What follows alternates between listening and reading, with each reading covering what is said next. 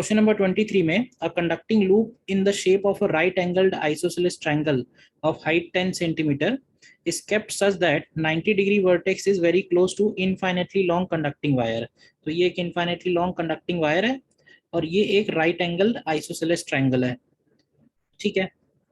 The wire is electrically insulated from the loop, यानी ये दोनों आपस में टच नहीं कर रहे हैं। The hypotenuse of the triangle is parallel to the wire, यानी this is parallel to the wire. The current in the triangular loop is in the counterclockwise direction and increased at this constant rate. तो what is induced EMF in wire? तो देखिए ये भी mutual induction का case है, इसमें से current change कर रहे हैं और इसमें इंड्यूस्ड ईएमएफ हमें फाइंड करना है। तो हम एक काम ये भी कर सकते हैं, इसमें से करंट लेके इससे पास होने वाला फ्लक्स निकालते हैं for calculation of mutual inductance, ठीक है, क्योंकि वो थोड़ा आसान पड़ेगा। तो अगर हम इसमें आई करंट ले रहे हैं तो इस लूप से हमको करंट फ्लक्स फाइंड करना है हमको। हम लोग यहाँ पे एक्स डिस्टेंस पे देखो ध्यान से, एक्स डिस्टेंस पे dx विड्थ का एक एलिमेंट लेते हैं।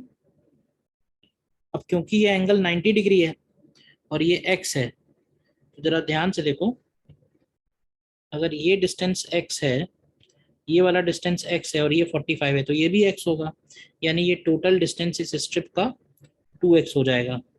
तो अगर ये एरिया लिखें हम लोग तो ये एरिया हो जाएगा 2x इंटू dx।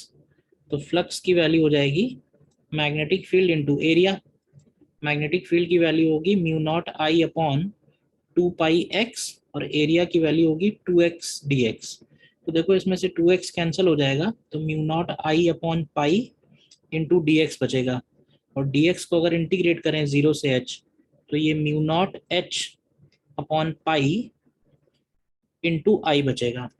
तो ये जो कांस्टेंट आ रहा है आई के साथ, ये हमारा म्यूचुअल इंडक्टेंस कोफिशिएंट हो जाएगा, ठीक है।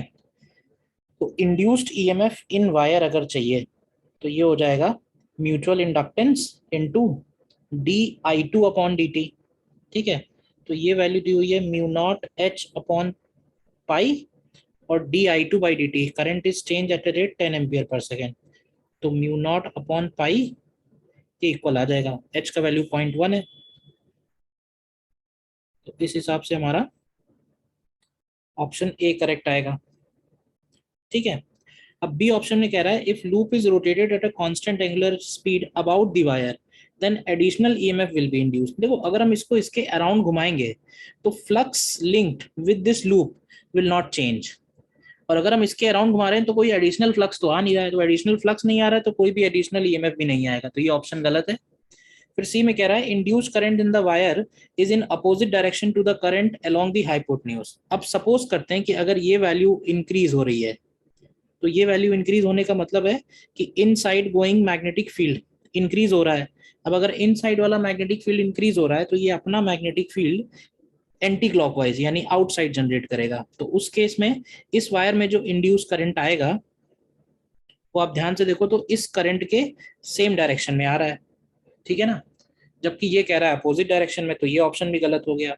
अब कह रहा है there is a repulsive force between wire and loop. तो देखो अगर ये करंट सेम डायरेक्शन में है तो ये वाला करंट और ये वाला करंट इस करंट के अपोजिट है, तो इनके बीच में रिपल्शन आएगा, और क्योंकि ये वायर पास में है तो इसलिए अल्टीमेटली दोनों रिपेल करेंगे।